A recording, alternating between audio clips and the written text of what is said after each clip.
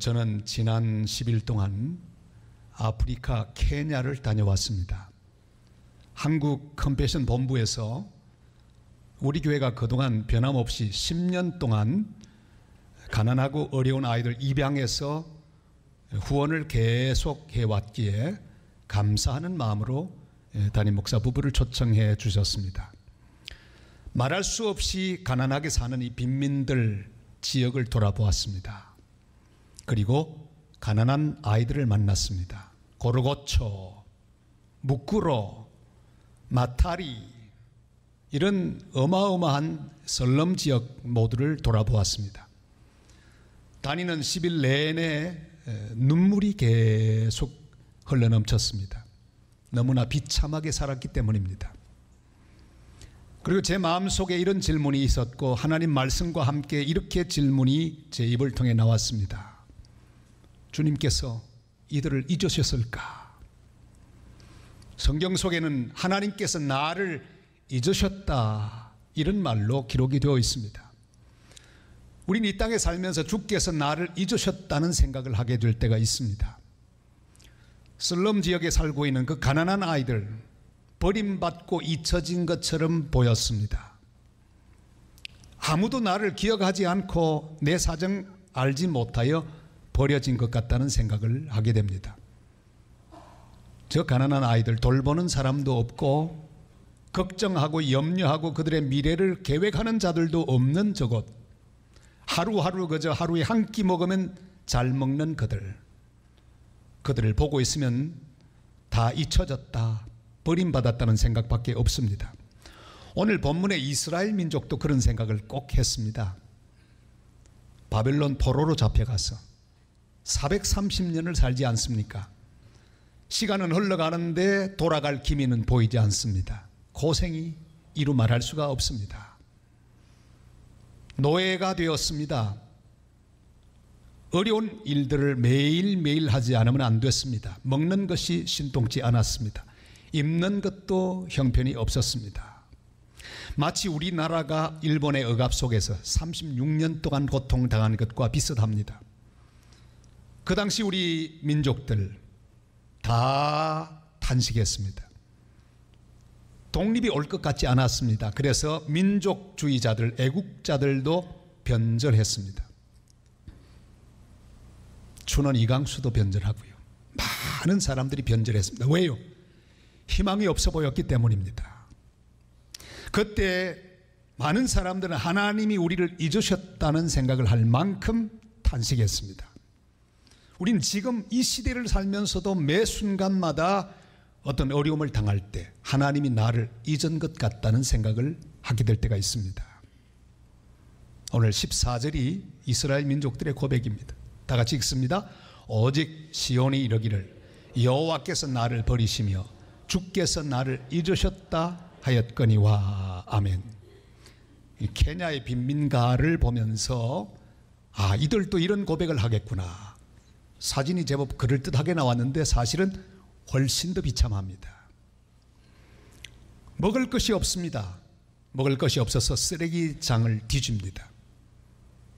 지나가는데 아주 이상한 냄새가 났습니다. 휙 돌아봤더니 사람들이 거기 모여서 쓰레기장에서 주워온 썩은 음식을 펼쳐두었습니다. 하나하나 골라내고 먹을 수 있는 것들 먹기 시작하는데 얼마나 독한지. 학교 갈 수 없는 아이들이 거기 가득 차 있습니다. 입을 것도 없습니다. 쓰레기통에서 건져온 옷을 빨아서 입을 뿐입니다. 출생신고도 하지 못한 아이들이 차고 넘쳤습니다. 부모에게 버림받아 거리를 떠도는 아이들이 셀 수도 없었습니다. 모두 잊혀진 아이들입니다. 아무도 돌보는 자가 없습니다. 하나님을 믿는 우리들도 우리의 삶이 힘들고 어려우면 그런 생각합니다. 하나님 나를 버리셨다. 나를 잊으셨다. 하나님이 계시다면 어찌 이런 일이 있을 수 있을까? 쓰레기 더미에서 음식을 찾아 먹고 병들어도 그대로 방치되고 어떤 기회도 주어지지 않는 아이들, 이들은 과연 버림받은 아이들일까? 이런 질문이 제 속에서 끊임없이 일어났습니다. 그런데 시간이 흐르면 흐를수록 주님은 이런 생각을 하고 있는 저에게 분명히 말씀하셨습니다. 내가 너를 잊겠느냐? 내가 그들을 잊겠느냐? 주님이 말씀하셨습니다. 우리 15절 말씀을 다 같이 읽겠습니다. 여인이 어찌 그 젖 먹는 자식을 잊겠으며 자기 태에서 난 아들을 긍휼히 여기지 않겠느냐? 그들은 혹시 잊을지라도 나는 너를 잊지 아니할 것이라. 아멘. 하나님께서 절대로 잊지 않는 이유를 설명하십니다. 부모와 자식 간의 관계를 통해 설명하시죠. 젖 먹는 자식과 어머니를 예로 드십니다. 절대로 잊지 않는 이유는 무엇입니까? 자기의 배에서, 태중에서부터 자라서 태어났기 때문입니다. 아무리 부족해도 자기 자식 버리지 않습니다. 그러나 이 어머니의 사랑도 한계에 봉착할 때가 있습니다. 사마리아 성이 애굽 군대에 포위되었을 때 어머니들은 그 사랑하는 자기의 자식, 오늘은 내 자식을 삶아 먹고 내일은 내 자식을 삶아 먹자, 그게 현실로 이루어졌습니다. 예루살렘 멸망할 때도 마찬가지였습니다. 서로의 아이를 잡아먹으면서 하루하루를 버텼습니다. 이건 우리나라에도 있었죠. 얼마 전에 어린 아기를 키우던 한 엄마, 아니 아기는 지금 죽고 굶어가는 것도 모르고 그걸 버려두고 부산에 다른 남자를 찾아서 내려왔어요. 아기는 잃어버리고 자기 혼자 쾌락 속에 빠졌습니다. 그리고 돌아가 보니 그 아기는 죽어 있었습니다. 비정한 엄마죠. 혹시 이런 일이 있습니다. 보통 그렇지 않고요. 그러니까 그걸 신문에 싣고 잡아서 벌 주지 않습니까?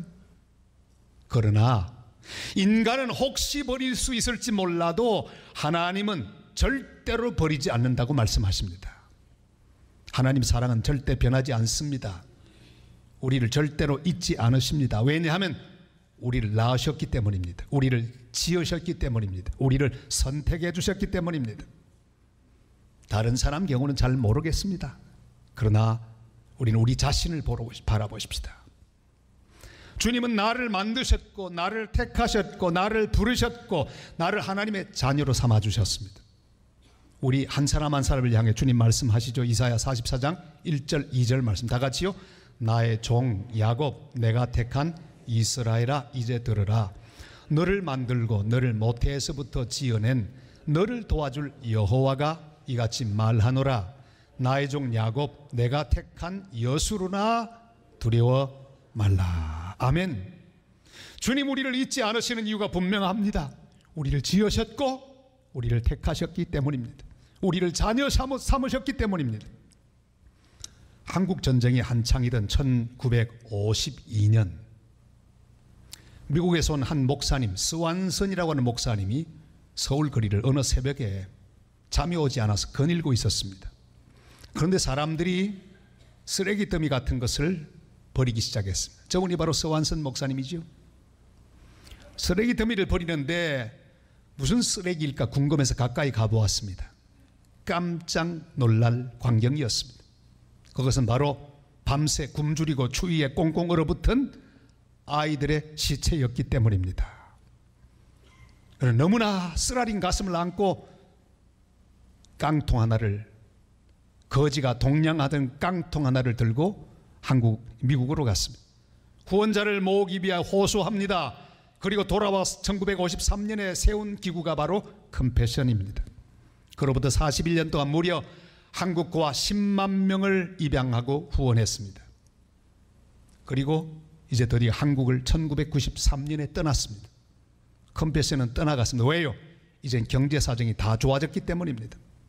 그리고 10년 뒤 2003년 한국은 세계에서 처음으로 도움받던 나라에서 돕는 나라로 변화했습니다. 그리고 한국 컴패션이 문을 열었습니다. 지금 한국에서부터 출발하여 전 세계로 흩어지는 사랑의 손길, 무려 12만 명을 그렇게 도우며 입양하고 후원하고 빚을 갚고 있습니다.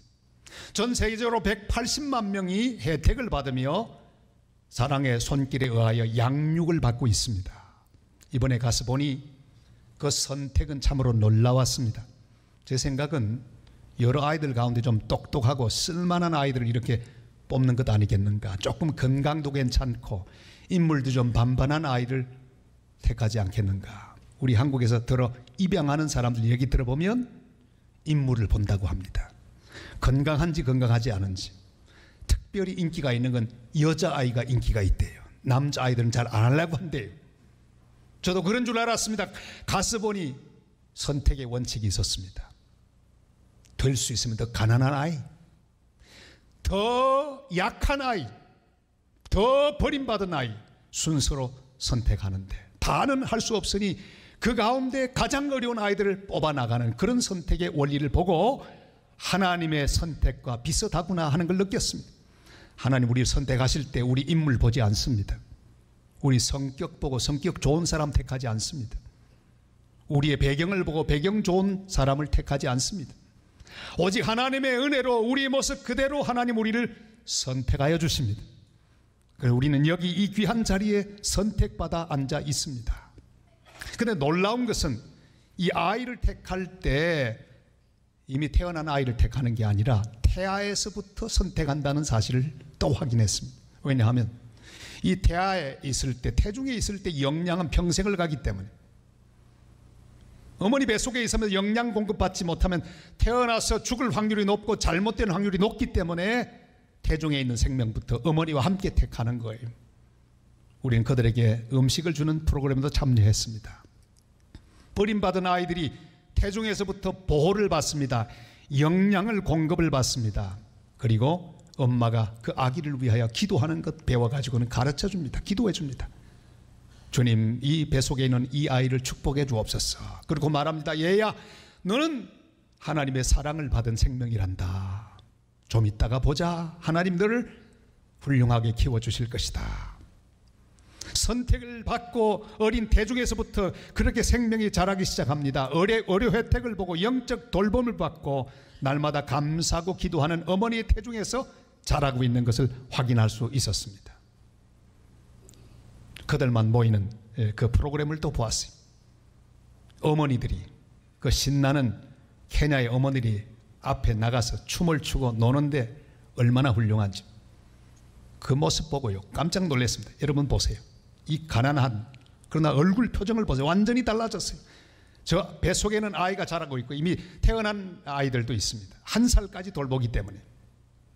그런데 저 가운데 30%가 에이즈 환자들입니다. 절망이죠. 에이즈 환자인 채로 그냥 낳으면 아주 쉽게 에이즈에 감염이 됩니다. 그러나 의료 혜택을 주며 잘 돌보면 그 아이는 에이즈에 감염되지 않는다고 합니다. 그들은 기쁨으로 하나님을 노래하면서 어린 아기를 축복하면서 그렇게 사랑을 베풀고 하나님의 은혜 중에 그렇게 돌봄을 받고 있는 것을 보았습니다. 그리고 태어나면 자립할 때까지 입양 후원을 받으면서 자라나 한 사람의 지도자로 성장하는 것 역시 또 확인할 수 있었습니다. 이 일을 1대1로 진행하는 것을 보았습니다. 사랑하는 여러분, 우리 인생의 희망은 하나님의 선택으로부터 시작이 되었습니다. 그가 우리를 택하셨기에 우리 인생에 희망이 생겼습니다. 한 아이의 집에 갔었습니다. 그 아이 이름은 참 좋은 이름이에요. 존 칼빈. 이름이 얼마나 좋습니까? 그런 이름 외에는 아무 희망이 없어요. 남편은, 저 아이의 아버지는 집을 나가고 말았습니다. 엄마가 할 수 있는 일은 아무것도 없었습니다. 쓰레기 더미에서 주워온 옷을 빨아주는 일밖에 없었습니다. 그렇지만 그는 아이와 함께 선택을 받았습니다. 미래는 보장되었습니다. 선택하시는 하나님의 보장은 무엇입니까? 하나님의 사랑이죠. 교회를 통해 그는 돌봄을 받고 있었습니다. 후원자가 후원 양육을 통해서 그를 돌보고 있었습니다. 더러 후원하는 사람이 후원을 중단하는 경우도 있답니다. 통계를 보면 누가 제일 중간에 잘 끊느냐, 제일 빨리 남비처럼 화르르 끌어올라서 입양을 결정하는 것도 잘하지만 끊는 것도 제일 잘하는 민족, 우리 한국 민족이에요. 중간에 끊긴 사람이 참 많았습니다. 그럼 끊으면 그 아이는 어떻게 하냐? 놀라운 사실을 보았습니다. 우리 한국 사람이 끊어버려도 후원은 중단하지 않고 어떻게 하든지 그 후원을 이어가고 있는 것을 보았습니다. 한 번 선택은 영원하다는 사실을 알았습니다. 이것은 우리의 믿음과 마찬가지죠. 하나님 우리 한번 선택하고 부족하다고 해서 버리지 않습니다. 선택은 영원합니다. 사랑하는 여러분, 우리 인생도 마찬가지입니다. 내가 믿던 사람이 나를 버릴 때가 있습니다. 내가 의지하던 사람이 나를 팽개칠 때가 있습니다. 어제까지 나를 좋아하던 사람이 오늘 그만 싫어할 때도 있습니다. 그러나 우리를 선택하신 하나님 사랑은 절대로 변함이 없습니다. 우리가 비록 연약하여 어긋난 길로 갈지라도 하나님의 선택은 취소되지 않습니다. 반드시 우리를 연단하시고 우리를 키우셔서 하나님 원하는 사람으로 세워주실 것입니다. 주님 약속하셨죠. 16절 말씀 다 같이요. 내가 너를 내 손바닥에 새겼고 너의 성벽이 항상 내 앞에 있나니. 하나님 우리 이름을 손바닥에 새겨두셨습니다. 절대로 지울 수 없습니다. 잃어버린 예루살렘 성벽, 그 눈물의 성벽, 주님은 다 보고 계십니다. 우리의 문제 다 알고 계십니다. 우리의 잃어버린 것 다 알고 계십니다. 우리의 속상한 것 다 알고 계십니다. 주님은 주님의 손바닥에 우리를 다 새겨놓고 있습니다. 우리의 이름은 주님의 손에서 가슴에서 지울 수 없는 이름입니다. 우리의 선택은 취소되지 않습니다. 우리의 구원은 취소되지 않습니다. 그렇게 믿으시면 아멘. 절대로 취소되지 않습니다. 그렇지만 선택으로 끝나지 않습니다. 선택하셨을 뿐 아니라 우리를 양육하십니다.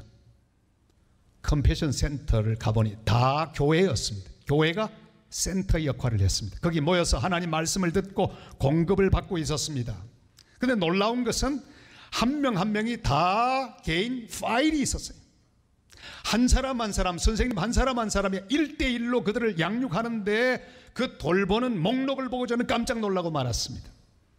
육체적인 상태를 다 기록하는 난이 있었어요. 영적인 케어가 있었습니다. 사회적인, 심리적인, 인간관계 모든 것이 다 있었습니다. 그의 모든 가정의 문제가 다 있었습니다. 한 사람을 두고 완벽하게 모든 것을 돌보는 시스템을 발견했습니다. 얼마나 놀라운지. 부모 있는 자식보다 훨씬 더 돌봄을 잘 받고 있었습니다. 이런 돌봄과 사랑의 양육으로 자라는 아이들 무려 94%나 고등학교를 거쳐 대학을 간다는 사실을 보고 깜짝 놀랐습니다. 지금 우리나라도 대학 진학률은 70%밖에 되지 않습니다.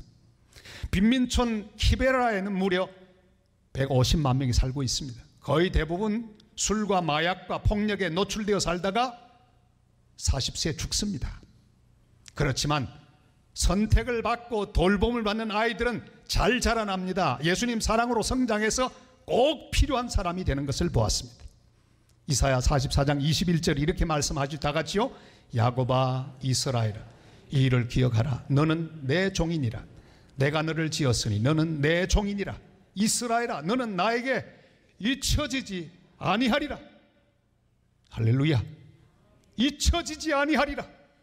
우리의 이름은 잊혀지지 않습니다. 우리의 인생은 잊혀질 인생이 아닙니다. 주님의 손바닥에 새겨져 있습니다. 주님의 가슴에 담겨 있습니다. 그가 우리를 키우실 것입니다. 그런 거로 사랑하는 성도 여러분, 어떤 경우에도 주님의 사랑을 확신하고 주님 품을 떠나지 마시기를 바랍니다. 교회 품을 떠나지 마시기를 바랍니다. 그래서 주님 안에서 연단을 받고 잘 성장해서 주님이 기뻐하시는 사람으로 우뚝 서는 성도들이 되시기를 바랍니다. 이사야 48장 10절 11절이 말씀하죠. 다 같이요. 보라 내가 너를 연단하였으나 은처럼 하지 아니하고 너를 고난의 풀무불에서 택하였노라. 나는 나를 위하여 이를 이룰 것이라. 어찌 내 이름을 욕되게 하리요 내 영광을 다른 자에게 주지 아니하리라. 아멘. 우리를 선택하신 주님은 우리를 양육하십니다. 그리고 끝까지 키우십니다. 왜 키우실까요? 나 하나만 잘 먹고 잘 살도록 키울까요? 아닙니다. 우리를 통해 수많은 사람들을 먹이고 복음을 전하는 축복의 통로로 삼기 위하여 우리를 키우십니다. 이스라엘 백성 마찬가지입니다. 우리 하나님이 기억하시고 선택하시며 양육하셔서 기어이 저 바벨론의 포로 생활에서 돌아오게 하셔서 회복시켜 주셔서 하나님이 쓰시는 민족이 되게 하시고 그 민족을 향해서 다른 열방들이 모여와 예수 그리스도를 통해 구원을 받게 하는 다 모여 내게로 오느니라 하는 희망의 선포를 해주셨습니다. 18절 말씀 우리 다 같이 읽을까요? 내 눈을 들어 사방을 보라. 그들이 다 모여 내게로 오느니라. 나 여호와가 이르노라. 내가 나의 삶으로 맹세하노니 내가 반드시 그 모든 무리를 장식처럼 몸에 차며 그것을 띠기를 신부처럼 할 것이라. 아멘. 지금은 노예입니다. 종들입니다. 그러나 하나님이 그 민족을 키우셔서 다시 예루살렘에 돌아오게 하시고 온 옷에 장식품처럼 주렁주렁 다른 여러 열방들을 구원하는 그런 구원의 도구로 쓰임받게 하실 것이라는 말씀입니다. 하나님이 지금 바벨론 포로로 고생하는 이스라엘을 양육하시고 회복시키셔서 열방의 복음을 전하는 민족으로 삼았습니다. 몸의 잠시처럼 열방을 구원하여 그것을 영광으로 삼는 민족으로 세우실 것이라는 말씀입니다. 우리를 선택하시고 키우시는 주님의 이유가 바로 여기 있습니다. 우리만 잘 살게 하기 위함이 아닙니다. 우리가 또 다른 사람을 구원하고 돌보고 세우는 사람이 되게 하기 위하여입니다. 우리 인생의 자랑이 무엇입니까? 우리 어깨에 번쩍이는 계급장입니까? 내 주머니에 꽉 차 있는 돈이 우리의 자랑입니까? 아주 좋은 인맥이 우리의 영광입니까? 좋은 집이 우리의 영광입니까? 내가 앉아있는 좋은 자리가 나의 영광입니까? 아닙니다. 바로 우리를 통해 구원받은 사람들, 내가 복음을 전하여 구원받게 된 그 사람들, 내가 사랑의 손길을 펼쳐서 도와주어 일어나게 된 그 사람들, 내가 기도해 주어 나의 기도가 그들을 위하여 은혜가 되어 그들이 하나님 앞에 서게 되어 힘을 내어 살게 된 그 사람들, 그들이 우리의 영광이 아니겠습니까? 그래서 오늘 말씀하죠. 데살로니가전서 2장 19절로 20절 말씀 다 같이요. 우리의 소망이나 기쁨이나 자랑의 면류관이 무엇이냐? 그가 강림하실 때 우리 주 예수 앞에 너희가 아니냐? 너희는 우리의 영광이요 기쁨이니라. 아멘. 우리가 전도한 사람이 우리 영광입니다. 우리가 섬겨준 사람, 그래서 위로를 받은 사람, 그들이 우리의 영광입니다. 우리의 손을 펼쳐 도와준 사람, 그래서 힘을 내어서 주님의 사랑을 깨닫고 주 앞에 서게 되었다면 그 사람들이 우리의 영광입니다. 우리가 세워준 교회, 우리가 보낸 선교사를 통해 선포된 복음을 듣고 구원받은 사람, 그들이 우리의 영광입니다. 주님이 가슴 속에 안겨주신 한 사람 한 사람을 위하여 손을 내밀어 나누기만 하면 거룩한 하나님의 역사는 계속될 것입니다. 지난 10년 동안 입양 후원을 계속 하셨던 우리 산성의 성도 여러분, 수백의 성도들이 있습니다. 중단하지 마시고 계속 하시길 바랍니다. 아니, 제가 중간에 확인도 안 했는데 어떻게 지금까지 하셨습니까? 지금 가보고 알았습니다. 아하, 귀한 성도가 중단하지 않았구나. 중단하지 마시기를 바랍니다. 우리가 한 생명을 살리고 그 생명은 우리의 영광이 될 것이고 또 다른 생명을 살리는 도구가 될 것입니다. 땅끝까지 선교사를 보내는 일을 계속해 오신 성도 여러분, 중단하지 말고 계속 하시기를 바랍니다. 경제가 어려워진다고 중단하지 마시기를 바랍니다. 너희는 먼저 그 나라와 그 의를 구하라. 그래서 내가 전할 이 귀한 복음, 우리가 보낸 선교사들이 그들의 손을 잡아줄 때 그들은 살아날 것입니다. 중단하지 말고 계속 가십시다. 세상 모든 민족이 구원을 얻기까지 쉬지 않으시는 주님과 함께 복음을 전하고 섬기고 나누는 삶을 계속 살아가는 성도들이 되시기를 바랍니다. 사랑하는 성도 여러분, 주님은 우리를 절대로 잊지 않으십니다. 우리를 지으신 우리 주님은 우리를 선택하시고 키우시고 우리를 양육하고 계십니다. 그래야 우리를 통해 또 다른 사람을 부르시고 돕고 키우기를 원하시는 주님과 함께 땅끝까지 복음을 전하고 사랑을 전하여 한 생명이라도 더 구원하는 복된 성도, 복된 교회 되시기를 주님의 이름으로 축원합니다.